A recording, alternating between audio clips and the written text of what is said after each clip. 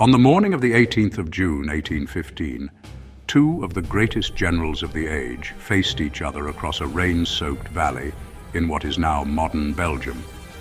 This was a moment that would define the future of Europe for a century. On one side stood Napoleon Bonaparte, the Emperor of the French. He was a military genius who had returned from exile, seeking to reclaim his empire and his glory. On the other side stood Arthur Wellesley, the Duke of Wellington, leading a mixed army. British troops, Dutch troops, Belgian troops, German troops. He was a master of defensive warfare, determined to stop Napoleon in his tracks. This single day of fighting would become known to history as the Battle of Waterloo. The stakes could not have been higher. Napoleon had escaped his island prison on Elba just a few months earlier.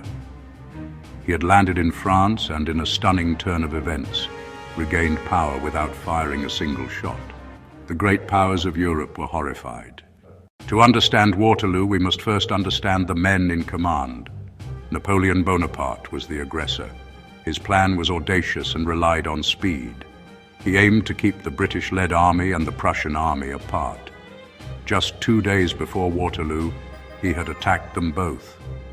He had defeated the Prussians under Field Marshal Gebhard von Blücher at the Battle of Ligny. At the same time, his Marshal Ney had fought Wellington to a standstill at the Battle of Quatre Bras. Napoleon believed the Prussians were retreating away from Wellington, and he dispatched a third of his army under Marshal Grouchy to pursue them, to prevent them from rejoining the fight. This decision would prove to be one of the most fateful of the entire campaign. Napoleon's plan for the 18th of June was brutally straightforward. He would face Wellington's army, which he believed was the weaker of the two Allied forces. He intended to use his superior numbers of artillery to hammer the Allied line. Once the enemy was softened up, he would launch a massive frontal assault on Wellington's center. He expected to shatter the line, roll up the remnants of the army, and drive them into the sea. The Duke of Wellington was playing a defensive game. The battle was scheduled to begin early in the morning, but nature intervened. On the night of the 17th of June, a violent thunderstorm broke over the region. Torrential rain fell for hours. Rye and wheat fields churned into muck. The countryside became a thick, glutinous morass. When dawn broke on the 18th, the ground was a sea of mud. This had a profound impact on Napoleon's plans. His greatest advantage lay in his artillery. On dry ground, round shot would bounce and skip, tearing through ranks. In Waterloo mud, cannonballs often just thudded into the earth and stopped. Cannons are heavy.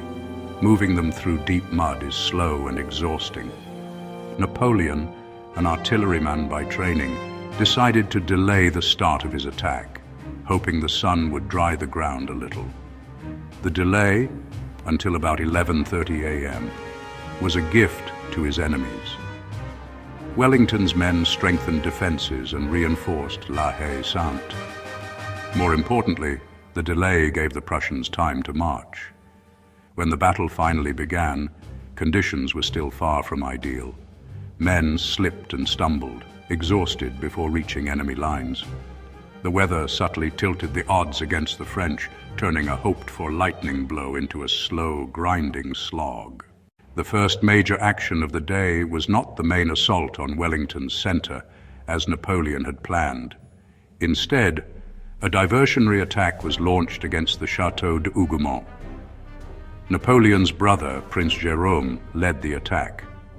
The French intended to draw Wellington's reserves to the right, weakening his center for the main thrust.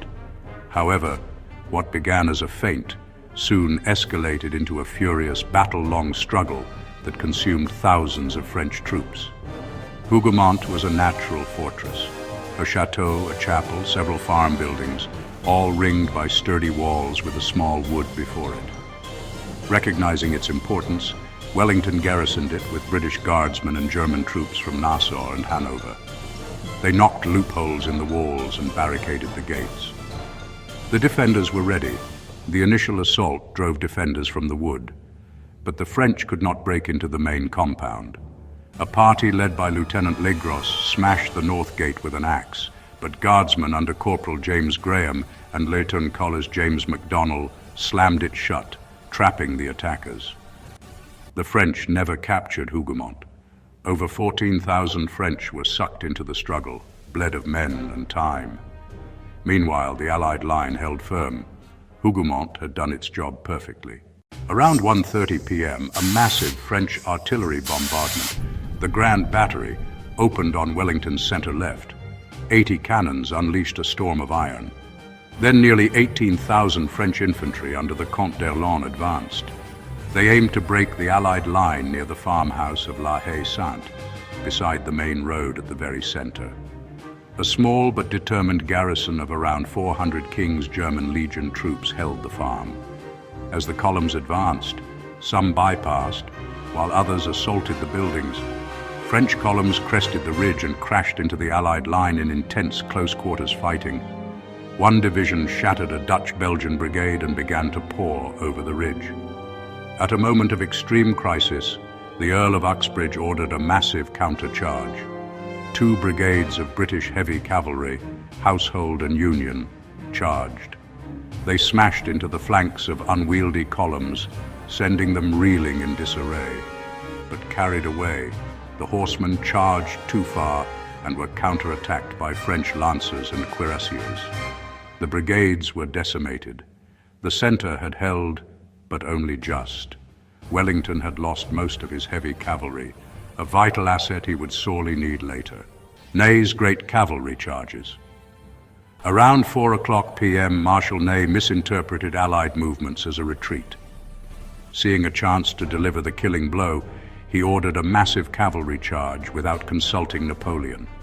Thousands of heavy cavalry moved, not in a single charge, but in relentless waves, eventually up to 9,000 horsemen. They thundered up the muddy slope between Hougoumont and La Haye-Sainte. But Wellington's infantry was not retreating. On command, British and German battalions formed squares, human hedgehogs of bristling bayonets. Horses balked at steel, cavalry circled, firing pistols and carbines, searching for weak points. For nearly 2 hours they surged up, flowed around the squares like a tide, and fell back under fire. Again and again. Ney led with incredible bravery. Several horses shot from under him, but it was in vain. The tragedy was the lack of support. No infantry, no horse artillery to blast squares at close range. Napoleon, horrified, called it premature and disastrous. By the end, much of his elite cavalry arm was spent. Thousands of men and horses were lost, wasted against unbreakable Allied squares. A new front opens. As Ney's cavalry broke against the squares, a new threat materialized on Napoleon's right. Field Marshal Blucher, 72 and relentless, kept his promise to Wellington. After Ligny, the Prussians withdrew north, parallel to Wellington, not east as Napoleon assumed.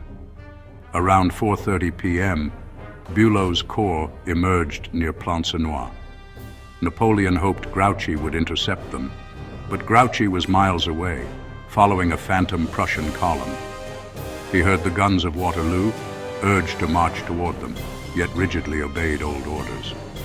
Grouchy's absence forced Napoleon to fight on 2 fronts, diverting precious young Guard units. Plancenoit became vicious and vital. If taken, the Prussians could sweep into the French rear and cut off retreat. The French fought desperately, committing even veteran Old Guard battalions, draining the very reserves intended for the final stroke. The Prussian arrival transformed the battle. Wellington now only had to hold until the vise on the French right tightened. For Napoleon, the clock was ticking faster than ever. He had to break Wellington before being crushed between 2 armies. The Imperial Guard attacks. By late afternoon, the cavalry was shattered, the infantry bled, and Prussians pressed the right. In the center, La Haye-Sainte finally fell after its garrison ran out of ammunition. French cannon and riflemen now poured fire from a protected position. The Allied line began to waver. This was Napoleon's last chance. He committed his ultimate weapon, the Imperial Guard. The elite of the elite, veterans of a dozen campaigns, they had never been defeated in battle. Around 7:30 p.m., Napoleon rode among them. Vive l'Empereur rose from the ranks. They climbed the slope west of La Haye-Sainte under a hail of canister and musketry, pushing back Brunswick and Nassau troops. For a moment, success seemed possible. The Guard appeared poised to shatter the line, but Wellington was waiting. General Maitland's foot guards lay hidden on the reverse slope. Wellington gave the order. Now, Maitland, now's your time. 1,500 guardsmen rose and unleashed a thunderous point-blank volley. The effect was catastrophic. Enfiladed on the flank, the Guard halted, then fell back. La Garde recule. The sight broke French morale. Wellington waved his hat. General advance. Napoleon's defeat at Waterloo was not the result of a single error, but a cascade of failures in planning, timing, and coordination. The primary cause was the failure of his overall strategy to defeat the Allied armies separately. The morning rain delay proved critical. It gave Blucher's Prussians time to reach Wellington. Marshal Grouchy's failure to intercept, or even march to the sound of the guns, left Napoleon to fight one against two. Strong points like Hougoumont and La Haye-Sainte bled French strength and time. Ney's unsupported cavalry attacks fatally weakened offensive power. In the end, Napoleon was outplayed and overwhelmed. First, timing is everything.